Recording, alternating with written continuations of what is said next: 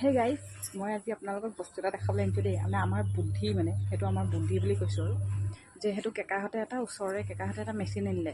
আজি হ'ল 4 দিনমান। তো যিহেতু আজি বৰষুণ দি আছে ন, তো আমাৰ কাপোৰখিনি ড্ৰাই কৰিব লাগে।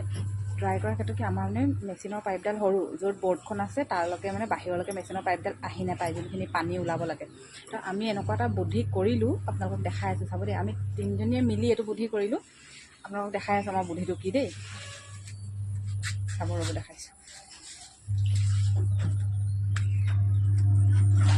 আমাৰ এনেকুৱা আমি ডাইনিঙৰ খুৰাকেইটা খুলি লৈ আহিলোঁ। খুৰাকেইটা খুলি আনি আমি এনেকৈ জইন দি দিলোঁ। জইন দি এইয়া চব পানীখিনি আমি এনেকৈ ওলাইছোঁ। মানে মেইন বুদ্ধিটো হৈ গ'ল আমাৰ এখেতৰ দেই। এখেতে মেইন বুদ্ধিটো দিছে আমাক। দেখিছে নহয় আমাৰ বুদ্ধি কিমান। এই যে এইফালে মেচিন চলাই থৈছোঁ, ইয়াত ড্ৰাই কৰি আছোঁ, আৰু পানীখিনি ওলাবলৈ আমি ডাইনিঙৰ খুৰাকেইটা খুলি লৈ আহিলোঁ, ইয়াত দিছোঁ। লগতে বল এটা দিছোঁ দেই, এইডোখৰত মানে লিক হৈ গৈছে পানীটো। দেখিছেনে আমি একো বস্তু বাগান কিমান বুদ্ধি দেখিছেনে।